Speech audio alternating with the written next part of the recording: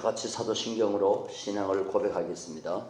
전능하사 천지를 만드신 하나님 아버지를 내가 믿사오며 그 외아들 우리 주 예수 그리스도를 믿사오니 이는 성령으로 잉태하사 동정녀 마리아에게 나시고 본디오 빌라도에게 고난을 받으사 십자가에 못 박혀 죽으시고 장사한 지 사흘 만에 죽은 자 가운데서 다시 살아나시며 하늘에 오르사 전능하신 하나님 우편에 앉아 계시다가 저리로서 산자와 죽은 자를 심판하러 오시리라. 성령을 믿사오며 거룩한 공회와 성도가 서로 교통하는 것과 죄를 사하여 주시는 것과 몸이 다시 사는 것과 영원히 사는 것을 믿사옵나이다. 아멘. 391장 찬송입니다. 오 놀라운 구세주 예수님의 주 391장 우리 1절과 4절만 하겠습니다. 오 놀라운 구세주 예수의 주 참 능력의 주시로다. 큰 바위 및 안전한 그곳으로 내 영혼을 숨기시네. 메마른 땅을 종일 걸어가도 나 피곤치 아니하며 저 위험한 곳 내가 이를 때면 큰 바위에 숨기시고 주 손으로 덮으시네. 주 예수님 공중에 임하실 때 나 일어나 맞이하리. 그 구원의 은총을 노래하리. 저 천군과 천사 함께 메마른 땅을 종일 걸어가도 나 피곤치 아니하며 저 위험한 곳 내가 이를 때면 큰 바위에 숨기시고 주 손으로 덮으시네. 아멘. 하나님의 말씀 봅니다. 요한복음 6장을 보겠습니다. 요한복음 6장 1절 말씀부터 15절까지입니다. 요한복음 6장 1절부터 15절까지 11절까지만 읽으십시다. 다 같이 읽겠습니다. 그 후에 예수께서 디베랴의 갈릴리 바다 건너편으로 가시매 큰 무리가 따르니 이는 병자들에게 행하시는 표적을 보았음이로라. 예수께서 산에 오르사 제자들과 함께 거기 앉으시니 마침 유대인의 명절인 유월절이 가까운지라. 예수께서 눈을 들어 큰 무리가 자기에게로 오는 것을 보시고 빌립에게 이르시되 우리가 어디서 떡을 사서 이 사람들을 먹이겠느냐 하시니 이렇게 말씀하시면 친히 어떻게 하실지를 아시고 빌립을 시험하고자 하시니라. 빌립이 대답하되 각 사람으로 조금씩 받게 할지라도 200데나리온의 떡이 부족하리이다. 제자 중 하나 곧 시몬 베드로의 형제 안드레가 예수께 여짜오되 여기 한 아이가 있어 보리떡 5개와 물고기 2마리를 가지고 있나이다. 그러나 그것이 이 많은 사람에게 얼마나 되겠사옵나이까? 예수께서 이르시되 이 사람들로 앉게 하라 하시니 그곳에 잔디가 많은지라. 사람들이 앉으니 수가 5,000명쯤 되더라. 예수께서 떡을 가져 축사하신 후에 앉아있는 자들에게 나눠주시고 물고기도 그렇게 그들의 원대로 주시니라. 아멘. 오병이어의 기적이죠. 이것은 예수님의 그 기적 가운데 대표적인 기적입니다. 그래서 사복음서에 다 기록되어 있습니다. 사복음서에 다 기록된 게 그리 많지 않아요.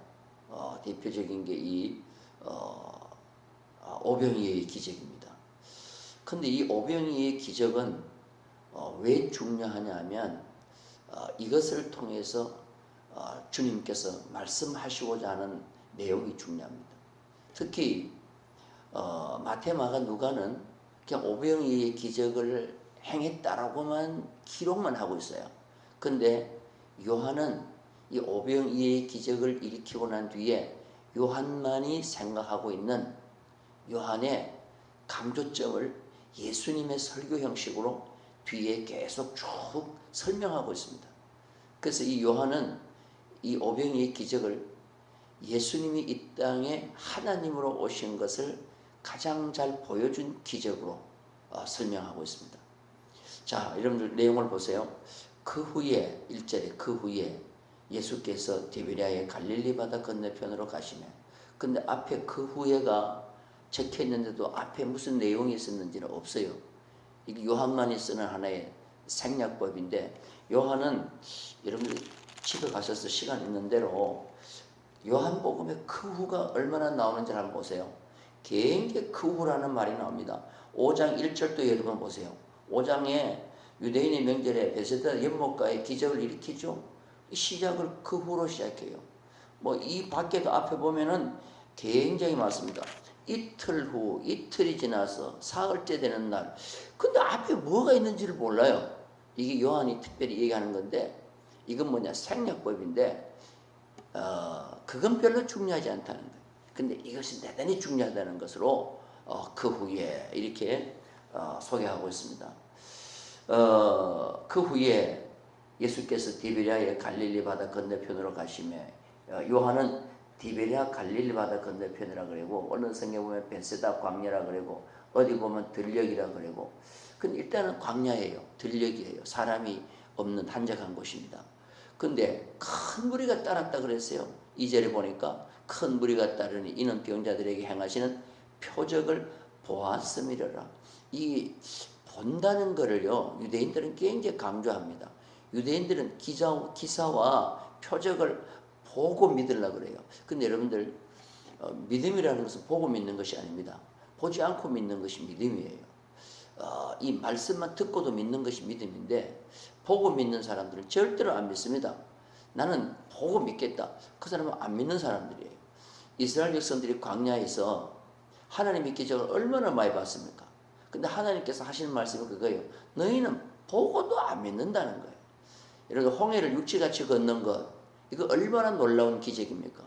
근데 그 이스라엘 백성들 그 홍해 바다를 육지같이 건너고 애굽의 모든 군대가 다 바다에 수장되는 거 보고 그들은 북을 치고 그렇게 살아계신 하나님을 노래했는데, 한 달 지나고 난 뒤에 먹을 없다고 얼마나 하나님 앞에 짜증 부린지 몰라요. 그러니까 하나님께서 만나와 메추라기를 주시잖아요. 만나 메추라기 먹죠. 그러고 난 뒤 불평 없습니까? 가는 곳마다 불평해요. 길도 불평하고 마실 거 불평하고, 또 민수기 11장에 보면은 또 그냥 만나 이거 매일 만나 먹으니까 이거 굉장히 박한 식물이라 그러고, 그 다음에 그들은 또 고기 먹고 싶다 그러고. 그러니까 하나님께서 너희들은 보고도 나를 믿지 않는다 그랬어요. 여러분들 왜 가나안 정탐을 왜 시킵니까? 12명의 정탐꾼을 가나안 왜 보고 오라 그래요? 보고 오면 그들이 믿겠다 그랬어요. 근데 보고 와서 안 믿잖아요. 너희들은 보고 와도 안 믿으니 너희들은 광야에서 다 멸절당해야 된다는 거예요. 신앙이라는 것은요, 듣기만 하고도, 하나님의 말씀을 듣기만 해도 큰 믿음이 생기고 믿고 나가는 거예요. 자, 그런데 그들은 표적을 보았음이라. 그리고 막 예수님을 따랐지만 이들 다 흩어집니다. 예수님 십자가 달릴 때 이 많은 무리들 한 명도 없고 다 따라가 버리죠. 자, 그런데 4절 보세요. 마침 유대인의 명절인 6월절이 가까운지라. 여러분들 여기 보면은 그냥 명절이 아니에요. 누구의 명절이죠? 유대인의 명절이라고 그랬어요.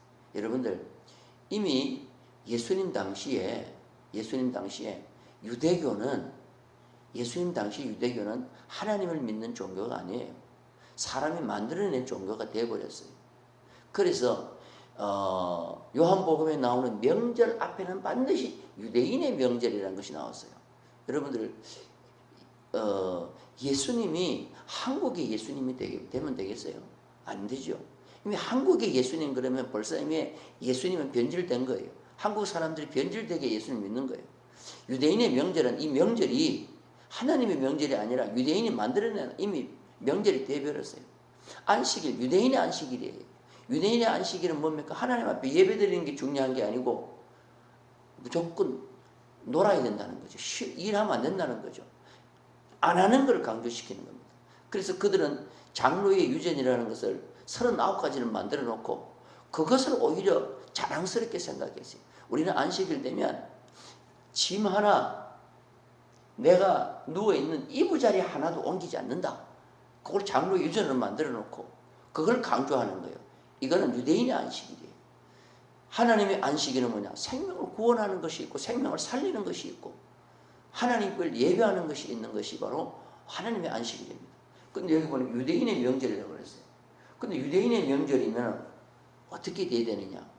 양을 잡아서 고기를 먹는 풍성한 한국 추석과 같은 먹을 것이 풍성한 그런 명절이에요. 그런데 여러분 보세요. 지금 군중이 5,000명이 예수님을 따라다니는데 먹을 것이 하나도 없어요. 이건 뭘 말해주고 있느냐 하면 유대 사회를 그대로 보여주고 있는 거예요. 유대인들이 저렇게 하나님을 믿는다고 하지만 저들은 영적으로 굶주려 있는 이 5,000명의 무리와 똑같은 것입니다. 그때 예수님께서 빌립에게 질문을 합니다. 5절 보세요. 예수께서 눈을 들어 큰 무리가 자기에게 오는 것을 보시고 빌립에게 이르시되, 여러분 왜 빌립에게 예수님이 가장 먼저 질문을 던지느냐 하면은 빌립이 예수님의 제자 가운데 가룟 유다보다도 더 똑똑해요. 빌립, 예수님의 제자들은 다 히브리 이름입니다.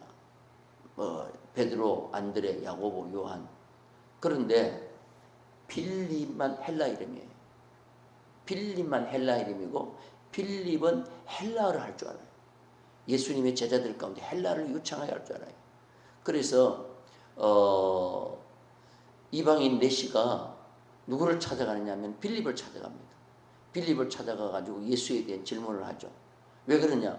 이 빌립만 헬라어를 할 줄 알기 때문에 헬라어 이름이고, 그러니까 내가 볼 때는 유대인으로서 유학을 한 인물이에요. 그래서 예수님이 볼 때 참 똑똑했어요.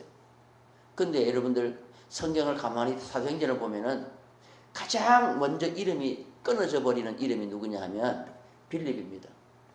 요한복음에 딱 한 번 등장하고 그 뒤에 한 번도 등장하지 않아요.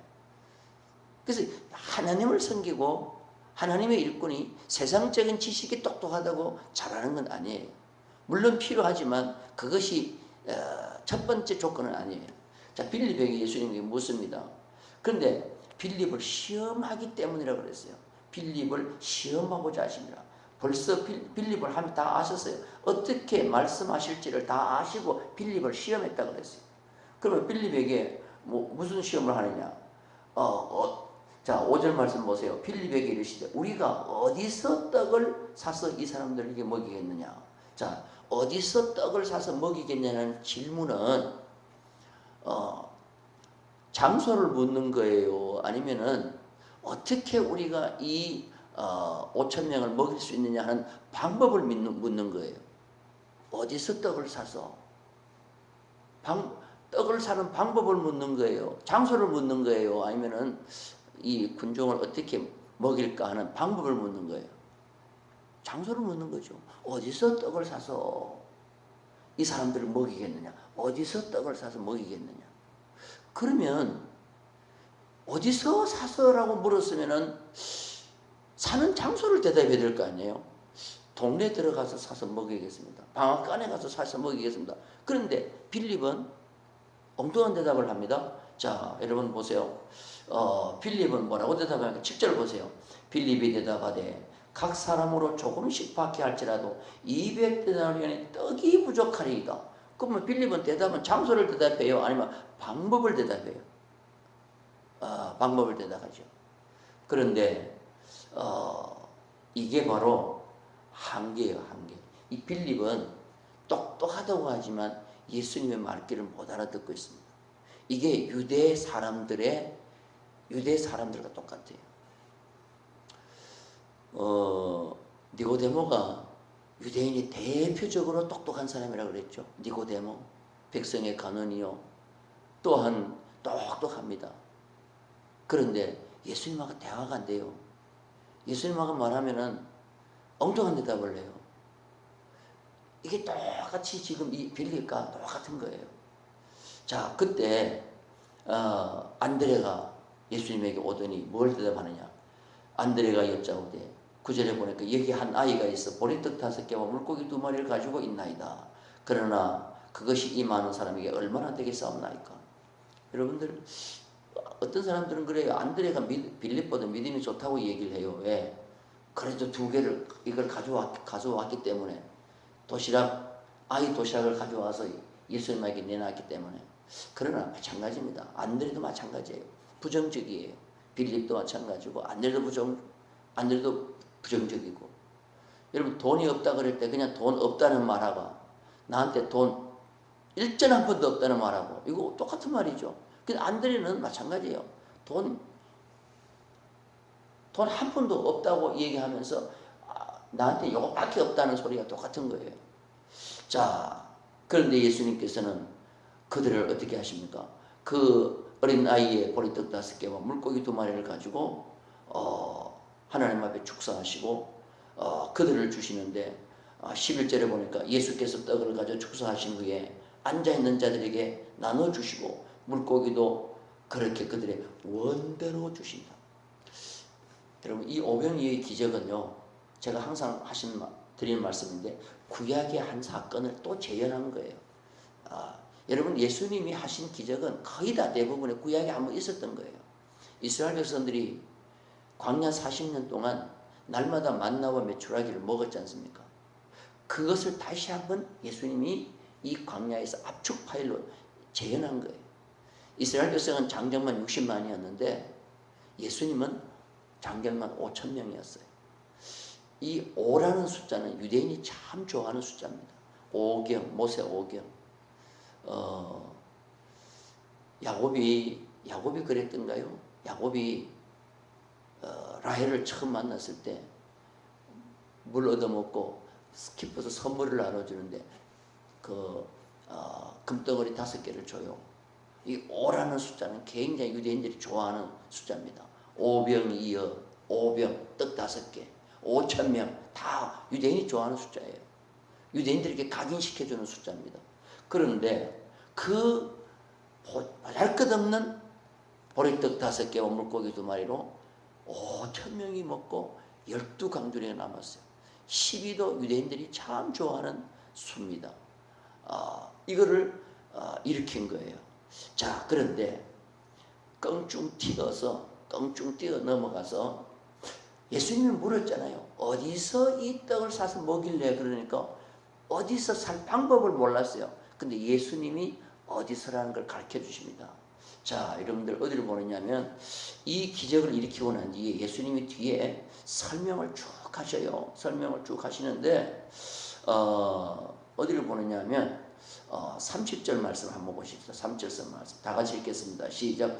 그들이 묻되 그러면 우리가 보고 당신을 믿도록 행하시는 표적이 무엇이니까 하시는 일이 무엇이니까. 여기 보니까 분명히 얘기하잖아요. 우리가 보고 당신을 믿도록 행하시는 표적이 무엇입니까? 그러잖아요.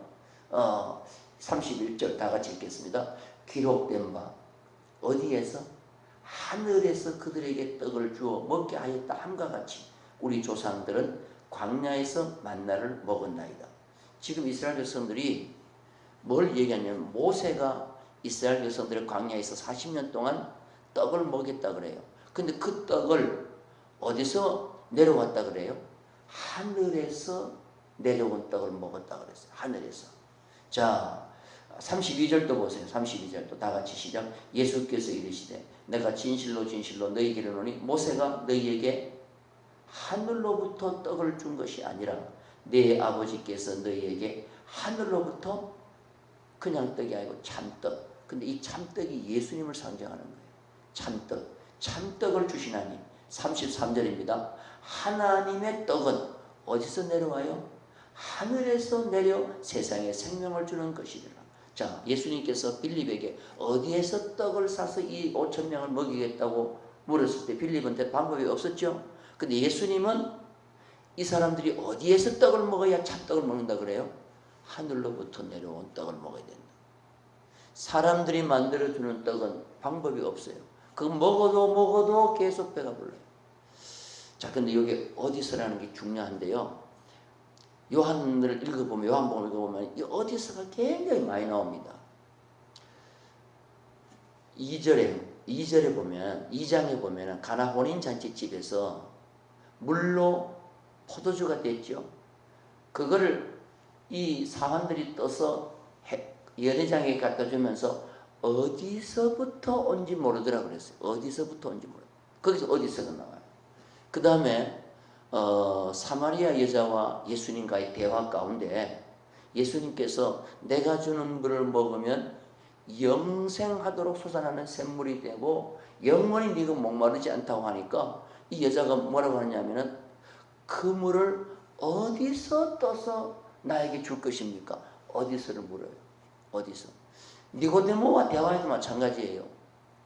바람이 임의로 불매 어디서부터 부는지 너희들이 모른다 그랬어요. 다시 말해서 유대인들은 굉장히 무지해요. 안다고 하면서도 무지해요. 그 무지가 바로 뭐냐?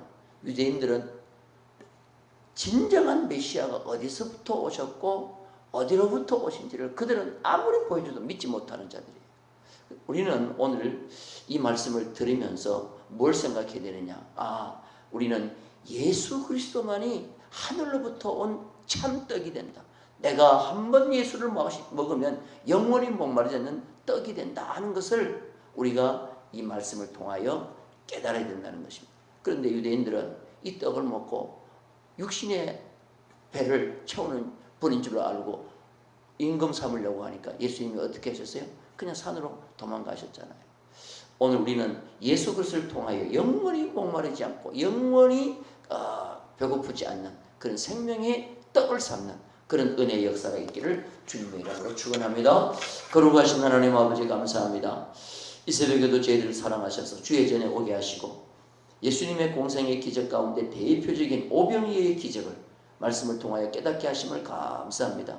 이것은 놀라운 진리를 주시기 위한 예수님의 계획된 기적이었습니다. 거룩하신 하나님, 우리는 이 기적을 통하여 예수님이 영원히 우리를 배고프지 않게 하시는 생명의 떡, 참떡 되시는 하늘로부터 내려온 떡임을 우리가 믿게 하여 주옵소서. 이 세상에 주는 떡은 먹어도 배가 고픕니다.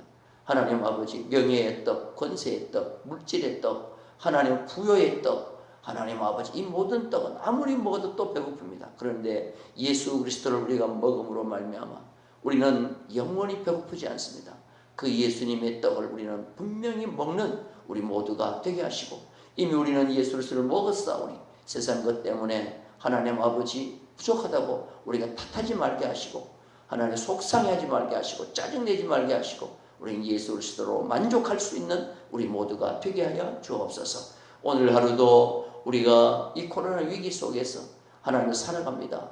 주님 보호하실 줄로 믿고 주님 한 분 믿음으로 오늘 또 행복하고 기쁘게 하루를 살아갈 수 있는 우리 모두가 되게 하여 주옵소서. 저녁에는 또한 영성 기도회가 있습니다. 우리 모두 나와서 기도할 때에 하나님 하늘 문 여시고 저희들에게 큰 은혜의 역사가 있도록 주님 복의 복을 더하여 주시옵소서. 예수님의 이름으로 감사하며 기도하옵나이다. 아멘. 하늘에 계신 우리 아버지여, 이름이 거룩히 여김을 받으시오며 나라에 임하옵시며 뜻이 하늘에서 이룬 것 같이 땅에서도 이루어지이다. 오늘날 우리에게 일용할 양식을 주옵시고 우리가 우리에게 죄 지은 자를 사하여 준 것 같이 우리 죄를 사하여 주옵시고 우리를 시험에 들게 하지 마옵시고 다만 악에서 구하옵소서. 대개 나라와 권세와 영광이 아버지께 영원히 있사옵나이다. 아멘. 말씀 붙잡고 기도합니다. 거룩하신 하나님 아버지 감사합니다. 이 새벽에도 하늘 문 여시고 저희들의 간구에 주님 귀를 기울여 주시옵소서. 주의 크신 은혜